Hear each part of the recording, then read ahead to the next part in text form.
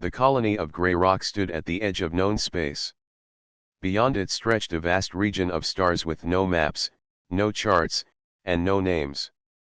The settlers who came here knew they were far from the safety of the inner worlds. They built their lives on rocky soil, carved homes into the cliffs, and planted crops in the narrow valleys. Their days were long, their work was hard, but they believed the frontier would give their children a brighter future. Grey Rock was not a rich world. Its skies were often overcast, and storms rolled across its mountains without warning. The land carried veins of iron and copper, enough to keep the miners busy and to trade with nearby colonies. Yet the most important resource was its location. Grey Rock was a watchtower at the edge, one of the last outposts before the unknown. From here, patrol ships launched into the void to make sure no threat crept toward the heart of human space. For many years life was calm. The miners worked their shafts, the farmers tended their fields, and the patrol ships reported only silence.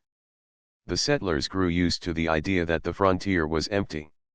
Some even began to believe that humanity was truly alone in the galaxy.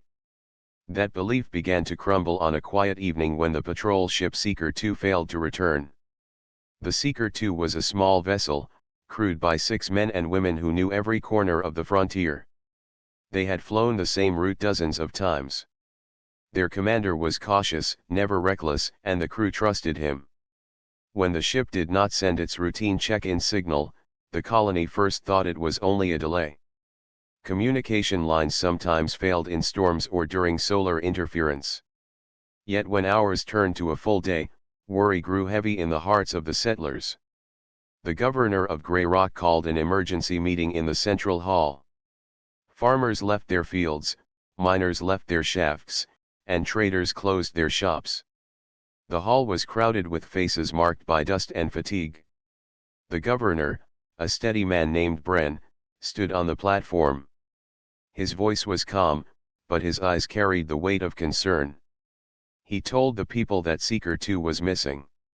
No distress signal had been received, no trace of the crew had been found.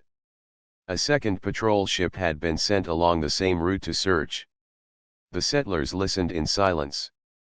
Some whispered to one another. Some shook their heads. Accidents in space were rare but not impossible.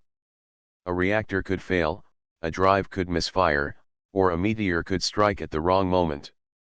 Yet the silence was unusual. Even in disaster, ships sent signals. On the second evening, the search ship returned with news. The hall filled again, and the people waited for the report.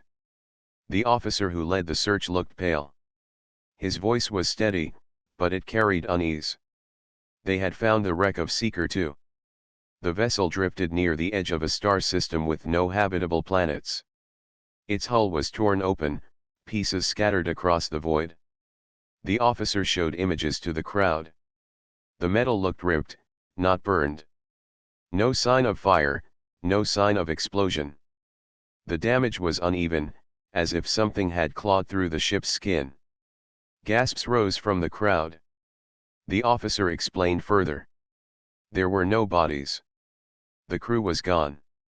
Not a single trace of them was left inside the broken ship. The hall filled with murmurs. Some refused to believe it. Others demanded to know if pirates were near. The officer shook his head. No pirate ship had been seen in this region for years. And even pirates left signs of boarding or weapons fire. The wreck showed none of those marks. Governor Bren lifted his hand for silence. He told the people that fear would not help them. They would double the patrols and watch the skies more carefully. No rash decisions would be made. Yet even as he spoke, many could see the unease in his eyes. After the meeting ended, the settlers returned to their homes. Mothers held their children closer. Miners whispered about strange shapes they claimed to have seen in the dark canyons. Farmers spoke of animals vanishing from their herds at night. For years such stories had been dismissed as simple fears of a wild frontier. Now they no longer seemed so easy to ignore. In the following days, Grey Rock carried on its routine, but the air of unease never left. The miners dug deeper but often stopped to look at the sky. Farmers worked their fields while keeping weapons near. Patrol ships scanned more routes, returning with nothing but silence. The wreck of Seeker 2 was towed back to the colony for closer study. When the wreck rested in the dock, engineers and mechanics examined it carefully. They confirmed what the officer had said. The ship had not suffered from a reactor burst, nor from any weapon they recognized. The edges of the torn hull carried strange patterns, almost like scoring from immense claws. The images spread through the colony, whispered from house to house, until even children spoke of the ship that looked as if a beast had torn it apart. One evening, as the sun dipped behind the mountains, Brand stood alone on the balcony of the hall. He looked at the horizon where shadows stretched long. The colony lights flickered below, small sparks of human presence against the vast darkness. He had guided Grey Rock for years through storms, shortages, and disputes. Yet never before had he felt the weight of the unknown pressing so close. The missing crew haunted his thoughts. 6 lives lost without explanation. 6 settlers who had trusted him to keep them safe. He knew that answers must be found quickly, before fear consumed the people. He also knew that whatever had destroyed Seeker 2 might not be finished. On that night, the winds carried strange cries from the distant hills. Few settlers heard them, and those who did kept the memory to themselves. The colony slept under heavy clouds, unaware that something had begun to stir in the wilderness. The missing ship was only the first sign. At the edge of human space, in the silent dark, a predator had arrived. The days after the discovery of the wreck were tense. The colony of Grey Rock tried to carry on as usual, but every shadow seemed deeper, every noise sharper. The missing crew of Seeker 2 was mourned, yet no one could truly rest. The unanswered questions hung over the settlement like a storm cloud. Governor Bran ordered double patrols around the colony. Scouts flew their small ships through the skies, sweeping the mountains and valleys with long-range scanners. On the ground, watchtowers were manned day and night. The settlers followed their routines with quiet discipline, but in every household, whispers grew louder. Some said the missing crew had been taken by raiders. Others swore it was the work of some unknown creature that lived beyond the hills. In the heart of the colony, the wreck of Seeker 2 sat inside the main hangar. Engineers worked around the clock, studying the torn metal. They found more claw-like markings, strange grooves that did not match any tool, weapon, or natural force. The edges of the hull looked bent outward, as if something had ripped the ship apart from the inside. Yet the crew's remains were nowhere to be found. One evening, a group of scouts returned from a search mission. Their faces were pale as they gathered in the hall. They reported finding another strange scene. At the base of the northern cliffs, a small outpost station stood abandoned. The doors were open, the power was gone, and the place was silent. Inside, supplies were scattered across the floor as though dropped in haste. The station's logbook showed no sign of distress calls, no warning, only a sudden stop.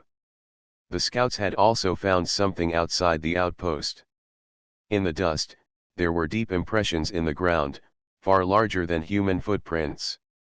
The tracks stretched toward the wilderness, disappearing into the hills. They were wide, heavy, and unlike any known animal on Grey Rock. The sight chilled the scouts, for the prints suggested something both massive and deliberate had passed through. The colony listened with unease as the report spread. Farmers refused to send their herds far from the fences. Miners carried weapons with them into the tunnels. Children no longer played freely in the fields but stayed close to their homes. Life at Grey Rock, once steady if harsh, was now wrapped in fear. Governor Bran called another meeting. Standing in the crowded hall, he spoke with a firm voice. He admitted that something unknown was moving near the colony. He promised that humanity had always faced the frontier with courage, and this time would be no different. Patrols would guard every approach, and scouts would follow the tracks. He urged the settlers to stay calm, to stay united, and to trust one another. Yet even as he spoke, the governor could see doubt in their eyes. Words alone could not remove fear. Only answers could. The next morning, Bran sent a squad of soldiers to follow the strange tracks into the northern hills. The squad was led by Captain Rana, a veteran of many frontier patrols. He was calm, cautious, and respected by his people. His team carried scanners, rifles, and survival packs, ready to spend several days in the wild. The squad moved in silence as they entered the hills. The land was rough and jagged, filled with narrow canyons and caves that swallowed light. Strange winds whistled through the rocks, carrying echoes that sounded almost like voices. The soldiers pressed on, scanning for heat signatures or movement. For 2 days they found little but stone and dust. Yet on the third evening, just before the sun fell, one of the scouts spotted something glinting in a canyon. The squad descended carefully and discovered a broken piece of metal, blackened and twisted. It was a fragment of human armor, bent nearly in half. The edges bore the same strange claw marks seen on Seeker 2. Nearby, they found more tracks in the dust. The prints were fresh. The squad realized they were not alone in the canyon. Captain Rana ordered his team to form a defensive circle. They aimed their rifles at the shadows, listening. The canyon grew still, the air heavy with tension. Then, from the darkness ahead, came a sound. It was not a roar, not a growl, but a low, steady clicking, as if claws were striking stone in rhythm. The soldiers waited, hearts pounding. The clicking grew louder, then stopped. The canyon fell silent again. No movement was seen, no figure revealed itself. After several minutes, Rana ordered a retreat. He knew the squad was being observed, and he would not risk his people in unfamiliar terrain at night. They returned to the colony with the armor fragment and the report of the sound. The settlers grew more uneasy than before. It was now clear that something intelligent was stalking them. The idea of a beast had changed into something far more dangerous, a predator. That night, strange events began in Grey Rock itself. At the edge of the farms, livestock vanished without a trace. The fences were torn apart, not cut by tools but smashed aside with great force. Farmers who heard noises in the night claimed to see shadows moving just beyond the torchlight, tall and swift. Patrol guards fired into the darkness, but nothing was ever struck. In the hangar, engineers working late on Seeker 2 swore they heard scratching sounds against the walls. When they searched, they found nothing, yet the scratches were real. Deep marks ran across the outer plates of the hangar doors. By morning, the colony was alive with fear. The predator had not yet attacked openly, but its presence was everywhere. It was testing them, watching them, and striking at their edges. Governor Bran gathered the council in private. Around the table sat the leaders of the miners, the farmers, and the patrol forces. All agreed that the threat was real, though none knew what it was. Some demanded evacuation of the colony. Others insisted on building stronger defenses and facing the danger directly. Bran listened to all voices, then made his choice. Grey Rock would not abandon its home. They had built their lives on this world, and they would not flee into the void at the first sign of an enemy. They would fight to protect their families and their future. He ordered new defenses to be built. Walls were reinforced, weapons placed on towers, and traps laid in the hills. The patrols expanded their routes, and every able settler was trained to hold a weapon. Grey Rock would stand together. Yet even as the preparations began, the predator watched from the shadows of the mountains. It had tested the humans and seen their fear. Now it was ready to strike. The first true attack was close. The colony of Grey Rock did not sleep in peace anymore. Every night was filled with watchfires burning on the walls, guards standing with rifles ready, and families staying awake longer than usual. Even children knew something unseen was moving in the wilderness. The stories of missing patrols and stolen livestock had spread through every home. The settlers were strong people who had come to the edge of the galaxy seeking hope, but now fear walked among them. They worked through the day building stronger fences and reinforcing their houses with metal sheets, yet their eyes always turned to the mountains that surrounded the valley. Everyone felt the same thought, but few spoke it aloud. Whatever had destroyed Seeker 2 and stolen from their farms was drawing closer each day. The first real strike came on a night that seemed quiet at first. The sky was clear, the moon hung low, and the winds were calm. The guards on the north wall spoke to one another to pass the time, thinking it would be another long and silent watch. Then a light flickered from the farm fields beyond the fences. A guard named Tomash lifted his scanner. At first he thought it was nothing more than an animal moving in the grass, but then the ground shook slightly. The scanner showed a blur of heat moving fast, far larger than any known beast. He shouted an alarm, and the bells rang across the colony. Families rushed to their shelters. Soldiers took positions on the walls. Farmers grabbed rifles and stood at the fences.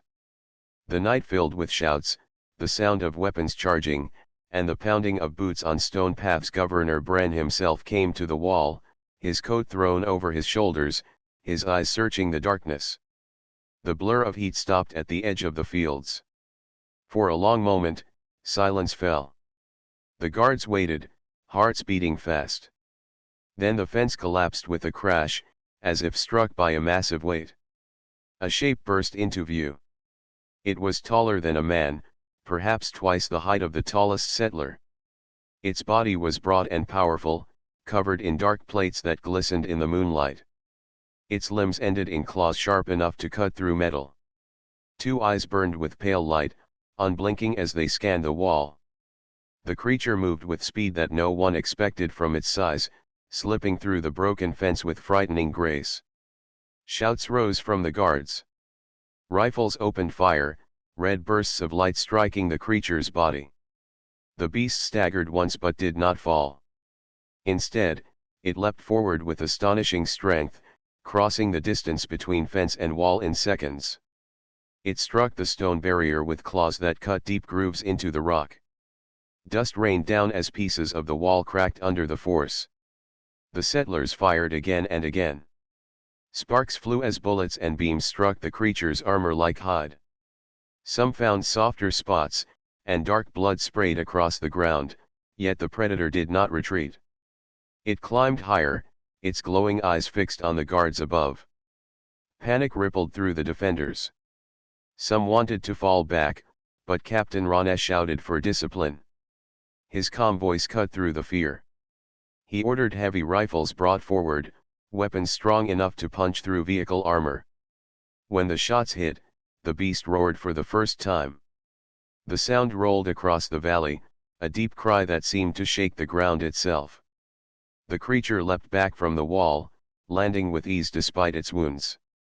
For a moment it stood still, its eyes sweeping across the colony. Then, with speed no one thought possible, it dashed into the fields and vanished into the night. Silence followed, broken only by the heavy breathing of the defenders. Smoke drifted from the broken fence, and the stone wall bore scars where the claws had cut it. A few guards were injured by falling debris, but none had been taken. The colony remained standing, though shaken. When the families emerged from shelters, they looked upon the broken fence and the claw marks in the stone. Fear deepened, but so did resolve.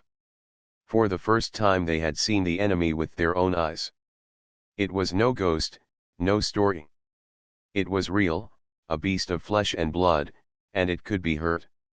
The engineers examined the wall and the fence. They measured the claw marks and collected samples of the blood left behind. The blood was thick and dark, unlike that of any known animal. When studied under light, it shimmered faintly, as though holding a strange energy. The discovery left more questions than answers. Governor Bran called the settlers together once again. He stood before them, holding a piece of the stone wall torn by the beast. His voice was steady though his hands were heavy with the weight of command. "We face an enemy unlike any we have seen," he said. "It is strong, it is cunning, but it is not invincible. Tonight we stood together, and together we will continue to stand. Grey Rock was built by our hands, and no predator will drive us from it. The settlers cheered, though the sound carried more determination than joy. They were afraid, but they would not abandon their home. Work began at once to build stronger defenses. New weapons were placed on the walls, and traps were set in the fields. Scouts searched the hills by day, though they found no sign of the beast's lair. In the nights that followed, the predator did not attack openly again. Instead, it circled the colony, leaving signs of its presence. Fresh claw marks appeared on outer walls. Herd animals vanished without sound. Patrols in the hills sometimes heard the same clicking noise that Captain Ron's squad had reported, a slow rhythm of claws on stone. The predator was watching, learning, testing their defenses. The settlers grew used to sleeping lightly, waking at the smallest sound. Children were told to stay close to their parents. Farmers worked only in groups, never alone. The colony had changed. It was no longer simply a frontier settlement but a fortress preparing for war. One night, as Governor Bran walked along the wall, he looked out at the dark mountains. The torches flickered in the wind, and the fields stretched empty before him. He thought of the missing crew of Seeker II, of the soldiers who had faced the beast on the wall, and of the families who depended on his decisions. He knew the creature would strike again. And he feared that next time it would not come alone. The attack on the wall changed everything in Grey Rock.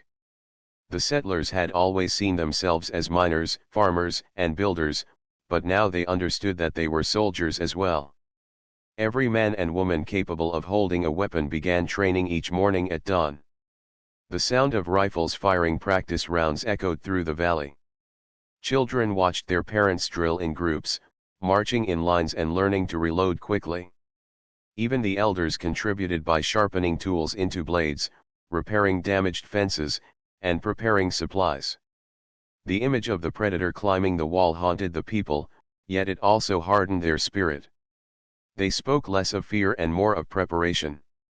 They told each other again and again that the beast had bled. It could be wounded, and if it could be wounded, it could be killed. Governor Bran gathered his council daily. They met inside the stone hall, maps spread across the table, candles burning late into the night. Captain Ron spoke of the creature's speed and strength, warning that it was not a mindless animal. Its attack on the wall had been planned. It struck at night, targeted the weak point of the fence, and retreated before it could be surrounded. Engineer Mara shared her findings from the sample of blood left behind. It contained strange properties, unlike any known life form. The cells were dense, as if built for strength and endurance. She believed the beast could survive wounds that would kill most creatures. Still, it had left blood on the stone. That meant persistence and teamwork could bring it down. The council agreed that waiting for another attack would only weaken morale. They needed to take action, to prove they were not prey hiding behind walls. Governor Bran gave the order to prepare an expedition. They would go into the wilderness, track the predator, and confront it on their terms. News of the plan spread quickly through the colony. Some settlers were fearful, but most felt relief. They wanted to strike back. Volunteers lined up to join the expedition, but only a few were chosen. Captain Ron selected a team of 12, skilled in scouting, marksmanship, and survival. They carried rifles, traps, and scanners, along with rations for several days. Each man and woman on the team knew the risk, yet none stepped back. The morning of the expedition dawned cold and gray. Families gathered to see the team off. Mothers hugged their sons, fathers gripped their daughters' shoulders, and children held onto hands tightly. Governor Bran stood before them all and spoke. His words were simple and steady. Grey Rock will not bow to fear. We will face the predator, and we will prove that humanity is not prey. We will endure, we will fight, and we will prevail. The team set out into the northern hills, where the tracks had last been seen. The land there was rugged, filled with deep canyons and jagged rocks that cast long shadows. Birds that normally filled the skies were absent, and the air felt heavy. The silence itself seemed to warn them that they were entering the territory of the beast. For 2 days the squad found little more than claw marks on stone and broken branches. At night they camped with fires kept low, taking turns on watch. Sometimes they heard distant clicking, the same sound reported before, but nothing approached their camp. Each time the sound faded, leaving them tense and sleepless. On the 3rd day, the squad came upon a clearing near the base of a mountain. There, they discovered what they had been searching for. Bones lay scattered across the ground, some from animals, some larger and shaped too much like human remains to mistake. The sight chilled the squad, but it also confirmed their fears. This was the predator's hunting ground. Captain Rana ordered traps to be set. They placed hidden charges in the ground, strung wires between rocks, and prepared fallback positions.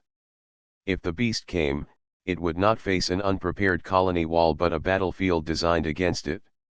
The squad waited in silence, rifles ready, eyes scanning every shadow. The attack came at dusk. The sun dipped low, casting red light across the mountains. A shape moved at the edge of the clearing, too large to be any ordinary creature. Then the clicking began again, louder than before, echoing against the stone. The predator stepped into view. It was the same beast seen at the wall, its body scarred from previous wounds but still strong and fast. Its glowing eyes locked onto the humans as it let out a low cry that rolled like thunder. Then it charged. The first trap exploded beneath its feet, throwing dust and rock into the air. The beast staggered but did not fall. The squad opened fire, beams of light and bursts of bullets striking its hide. Dark blood sprayed, yet the predator kept running. It leapt forward with terrifying speed, claws tearing through the air. The humans fell back as planned, drawing it deeper into the trap. More charges detonated, shattering rocks and forcing the predator into a narrow path. Still it pressed on, its strength seeming endless. One soldier was struck by a claw and thrown aside, his armor torn, but the others dragged him clear before the beast could finish him. Captain Rana shouted orders, guiding his squad with calm precision. They worked together, never standing alone, always covering one another. The predator struck with fury, but the humans met it with unity. Shots struck its legs, slowing its movements. Another trap triggered, slamming heavy rocks down from above. The beast roared in pain as dust and stone rained upon it. For a moment it seemed the predator might fall. Its body was wounded, its blood staining the ground, and its breath came heavy. But instead of collapsing, it leapt with sudden force, breaking free of the trap. With powerful strides, it vanished into the shadows of the mountain, leaving only its blood behind. The squad stood in silence, weapons still aimed. The air was thick with dust, and the ground was torn where the battle had raged. Slowly, they lowered their rifles. The predator had escaped again, but this time it had not done so unscathed. Captain Rana gathered his team and checked the wounded soldier. His injuries were deep but not fatal. They carried him carefully as they prepared to return to the colony. When the squad returned to Grey Rock, the people listened in rapt silence as the story was told. The predator had survived, but it had been hurt badly. Humanity had stood its ground, fought with discipline, and forced the beast to retreat. The settlers cheered. For the first time since the attacks began, hope filled the colony. They knew the predator was strong, but they also knew they could face it. They had turned fear into resolve. Governor Bran looked at his people that night and saw something new in their eyes. Not just fear, not just survival, but determination. Grey Rock would not fall. Humanity had chosen to fight, and in that choice lay their greatest strength. The wounded predator had escaped into the mountains, but Grey Rock no longer trembled in silence. The settlers now knew the truth. The beast was powerful, but it could bleed. It could be hurt. humanity was not helpless prey. Governor Brand stood before his people in the central hall. The stone walls echoed with the sound of hundreds of voices, but when he raised his hand, the crowd grew quiet. He spoke clearly and firmly. The predator has tested us. It has taken lives, and it has struck at our homes. Yet we have shown that we are not weak. We fought it in its own ground, and it fled. Now we will take the next step. We will hunt it. We will not wait for it to choose the time of battle again. The settlers answered with shouts of agreement. Their fear had turned into fire. They wanted to strike back. Captain Rane was chosen to lead the counter-hunt. His calm strength during the last battle had earned the trust of all. He would take a squad of the best soldiers and scouts to track the predator deeper into the mountains, find its lair, and finish what had begun. Preparation began at once. The blacksmiths reforged farming tools into spears and blades. The engineers modified mining equipment into heavy weapons capable of piercing stone and steel. Hunters from the farms offered their knowledge of traps and tracking. Everyone contributed something, for everyone knew the hunt would decide the colony's future. The squad numbered 15 this time, larger than before. They carried stronger rifles, heavier armor, and packs filled with supplies. They were prepared for days, even weeks, in the wilderness. Along with them came 2 engineers who carried devices designed to collapse cliffs and block paths, turning the mountains into a trap for the predator. The morning of departure was cold and clear. Families stood silently as the squad marched out of the colony gates. Mothers kissed their children goodbye, fathers gripped their sons' shoulders, and many whispered prayers. No one pretended this was easy. They all knew some might not return. But they also knew this was the only way forward. The squad entered the mountains with discipline. They moved in pairs, scanning every ridge and canyon. The land was harsh, filled with jagged cliffs and caves that yawned like mouths in the rock. Strange winds howled through narrow passes, carrying dust and echoes that made the mountains feel alive. On the second day they found signs of the predator again. Claw marks cut deep into the stone, fresh and sharp. Bones of animals were scattered across a narrow pass, cracked open for the marrow inside. Captain Rane studied the ground carefully. The tracks showed the beast was moving slowly, perhaps still healing from its wounds. This gave the humans hope. By the third day the squad reached a wide canyon. Its walls rose high, and the floor was littered with boulders. The engineers studied the terrain and nodded. It was the perfect place to make their stand. Traps were set in the canyon floor. Explosives were placed in hidden cracks above, ready to drop rocks and block escape routes. The squad waited, hidden among the stones. Hours passed.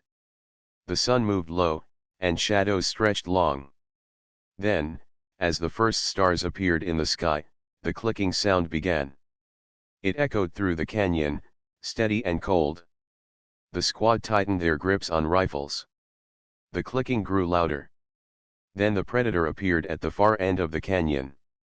It moved slower than before, its body scarred from the last battle, but its eyes still burned with the same pale light. It stopped for a moment, scanning the rocks, as if sensing the trap. Then it let out a roar that shook the air and charged forward. The first trap triggered. Explosives buried beneath the sand burst, throwing dust and fire upward. The beast stumbled but did not fall. It raced forward, claws tearing into the ground. The squad opened fire, beams of light and bullets striking its armored hide. Blood sprayed, dark against the canyon floor, but the predator pressed on. Captain Rane gave the signal, and the engineers detonated charges above. Rocks tumbled down, blocking the way behind the beast and sealing it inside the canyon. Now it had nowhere to run. The predator struck with fury. It leapt onto a boulder, claws flashing, and landed among the soldiers. 2 were thrown aside, their armor torn. The others closed ranks, firing at close range. The air filled with smoke, dust, and the sharp crack of weapons. The beast roared again, striking left and right. Yet the humans fought together, always pulling one another back, never standing alone. Traps triggered one after another, blasting the ground beneath the predator, slowing it with shock and fire. At last, the creature faltered. Its legs buckled, and its movements slowed. Blood poured from wounds across its body. Still, it tried to rise, lifting its claws one final time. Captain Rana stepped forward. He aimed his rifle, steady and calm. The squad focused their fire with him. Together, they struck with one final barrage. The predator collapsed with a heavy crash that shook the canyon floor. Its glowing eyes dimmed, and its breath ceased. For a long moment, silence reigned. The soldiers stood in the dust, their weapons still raised. Then Captain Rana lowered his rifle. The beast was dead. Cheers rose, first from one soldier, then from all. The sound echoed against the canyon walls, carrying the triumph of humanity. They had faced the predator on its own ground, and they had won. The squad worked quickly to gather proof of their victory. Samples of the predator's hide and blood were taken, and the engineers marked the canyon as sacred ground for the memory of those lost. The fallen soldiers were honored, their names spoken aloud, their sacrifice remembered. When the squad returned to Grey Rock, the colony erupted in joy. Families rushed to embrace their loved ones. Bells rang, fires burned in celebration, and songs filled the night. The predator that had haunted their lives was gone. Governor Brand stood on the wall and addressed his people. His voice carried strength and pride. Tonight we celebrate, for we have shown that humanity will never be prey. We stood together, we fought together, and we triumphed together. Remember this day, for it is the day Grey Rock proved its place at the edge of the stars. The settlers cheered until the valley shook with their voices. They had won their first true victory. Yet even in the joy, Captain Rana's eyes turned toward the mountains beyond. He remembered the signs found in the predator's hunting ground, the bones of many creatures, the strange markings in the caves. He wondered if this beast had been alone, or if more like it lurked in the darkness of the frontier. Grey Rock celebrated, but the war for survival might only have begun.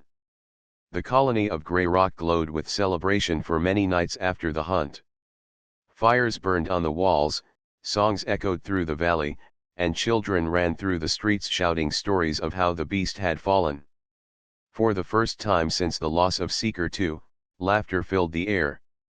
Families slept without fear, believing the shadow that had stalked them was gone forever. Yet Captain Rana did not share their peace. He often walked the northern wall alone, staring at the mountains. The predator had been strong, clever, and relentless. It had left bones from many hunts in its lair. Could a creature like that truly have been alone? He thought of the claw marks in places far from the canyon, the strange cries carried by the wind, and the silence of birds in the hills.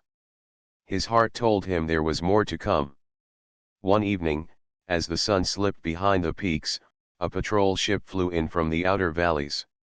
Its pilot came to the governor pale and trembling. He reported that another outpost had been destroyed. The walls were broken, the watchtowers smashed, and the settlers there were gone. Tracks far larger than before marked the ground, and the pilot swore he saw more than one shape moving in the dust. The news struck Grey Rock like a hammer. Fear returned swiftly. The dead beast had not been the only one. It had been a scout, a hunter sent before others. Now more had arrived. Governor Brand gathered the people in the hall. His voice was steady, but every settler could see the weight pressing on his shoulders.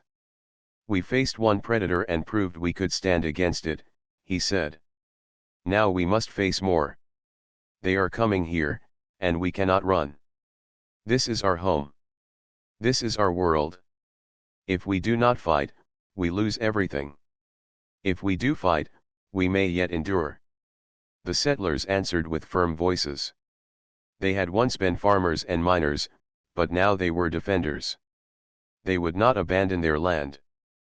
Preparations began at once.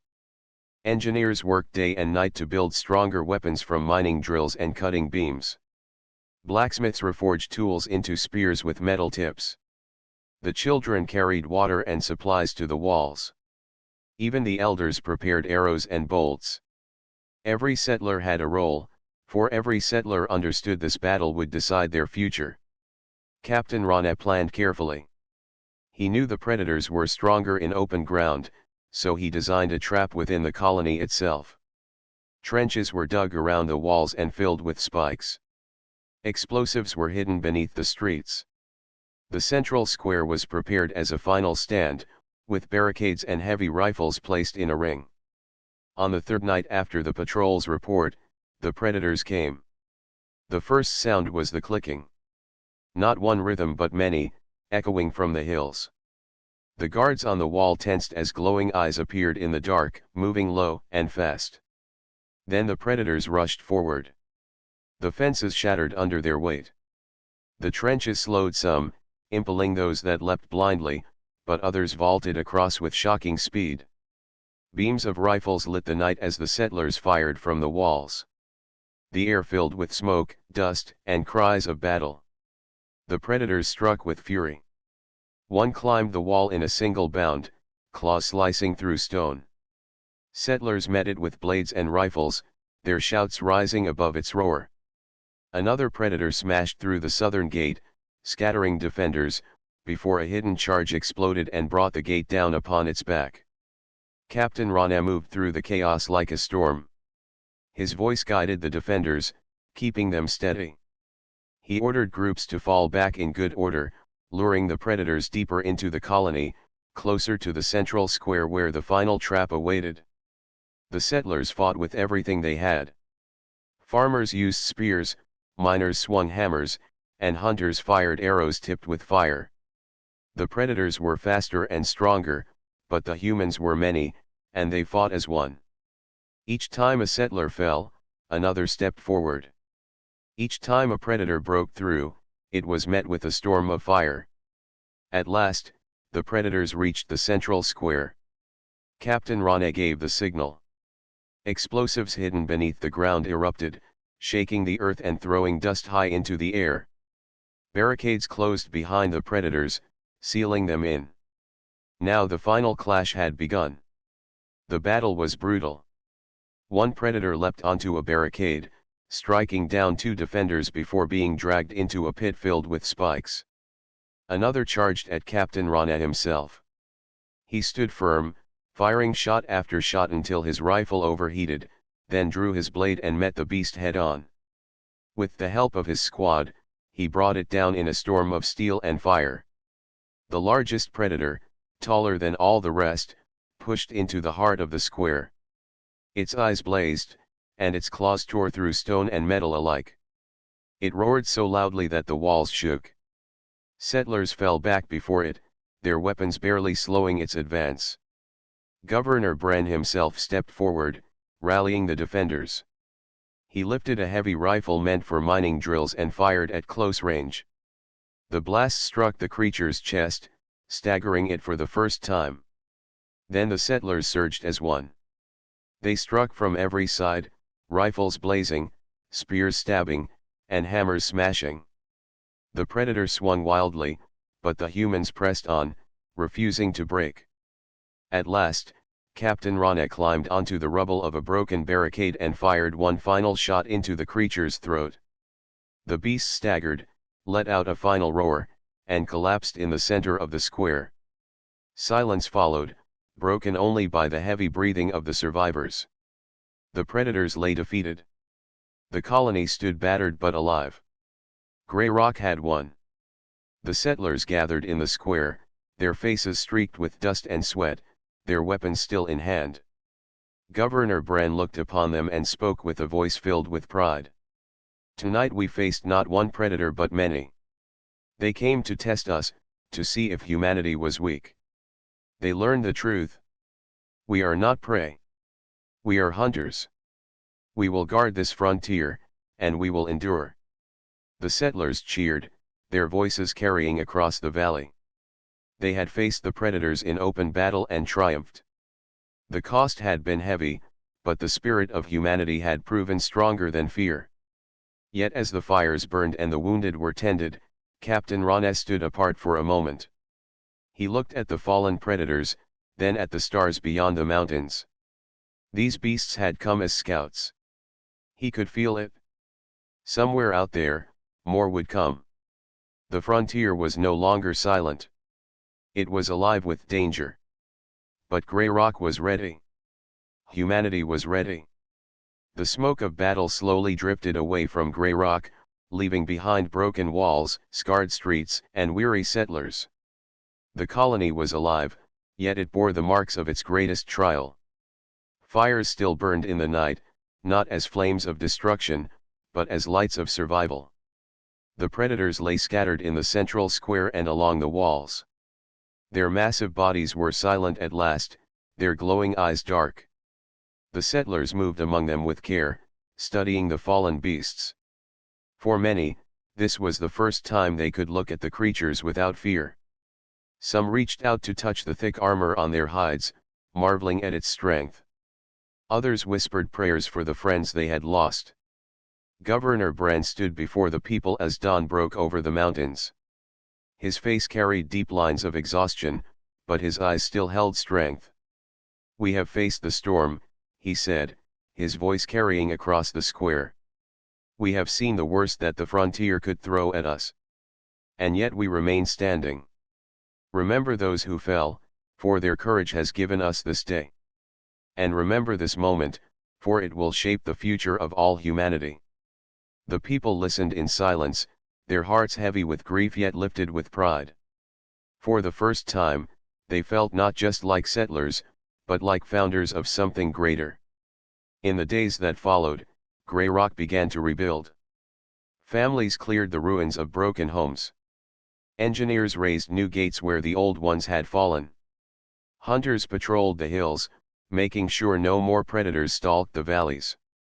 Children carried stones to repair the walls, their laughter rising above the sound of hammers. The colony worked as one, stronger than ever before. Captain Rana oversaw the defenses with quiet determination. He studied the predator remains, taking notes on their size, their weapons, and their strange hunting tools. The engineers helped him, building storage chambers to keep samples safe. He knew these creatures were not ordinary animals. They were hunters with skill and purpose. They had crossed the stars just as humans had. That meant others might come again. Late at night, Rana often climbed the northern wall and looked at the sky. The stars shone clear and cold. Somewhere out there, more predators might be watching, waiting. He wondered if Grey Rock's victory would be remembered by them, or if it would only invite greater challenges. But he also felt hope. Humanity had faced its first test and endured. If more battles came, humanity would face them with the same fire. Governor Bren and the council decided to send word to the other colonies scattered across the frontier. Messengers rode and ships flew, carrying news of Grey Rock's victory. The message was simple and strong. The predators are not invincible. Humanity can fight. Humanity can win. When the news reached distant outposts, it spread like a spark on dry grass. Colonies that had lived in fear now lifted their heads. Farmers trained as soldiers. Miners built weapons. Scouts formed patrols. Grey Rock had shown the way, and others would follow. Within the colony, a great monument was built in the central square where the final predator had fallen. The settlers raised tall stones and carved into them the names of those who had given their lives. At the top of the monument was a simple message: "We are not prey." Every evening, people gathered at the monument to light torches. They told stories of the hunt, of the ambush in the mountains, of the night when the predators broke into the colony, and of the courage that turned despair into victory. These stories became lessons for the children, who listened with wide eyes and whispered vows to grow strong and brave. Seasons passed. The scars of battle slowly healed, but the memory did not fade. Grey Rock became more than a colony. It became a symbol of human strength at the edge of the stars. Travelers came to visit, bringing supplies and trade. Scouts arrived to learn from Captain Rana and his soldiers. Even distant governors sent messages of respect. One evening, as the sun painted the mountains in gold, Rana stood beside Governor Bren at the monument. The governor spoke quietly. "Do you see what we have built here? The predators thought we were nothing but prey. Yet here we stand, stronger than before. We may be small now, but this is the beginning of something far greater." Rana nodded. His eyes were on the children running through the square, their voices full of laughter. "They will remember," he said. "They will carry this lesson when more predators come.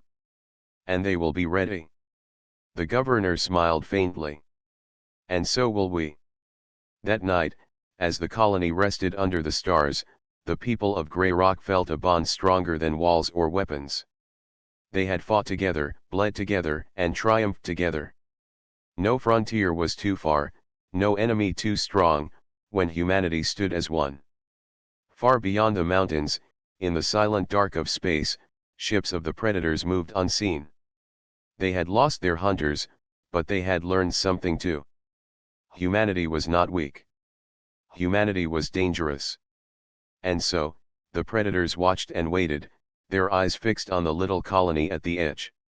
Grey Rock knew nothing of those ships yet. But it did not matter. The settlers had chosen their path. They would not bow to fear. They would stand, they would fight, and they would endure. For in the end, the beasts at the edge had given them something unexpected. They had given humanity a new name in the stars. Not prey. Not victims. But hunters who carved their place with courage and fire. And so, the legacy of Grey Rock began, carried in every voice that whispered the words beneath the monument. "We are not prey.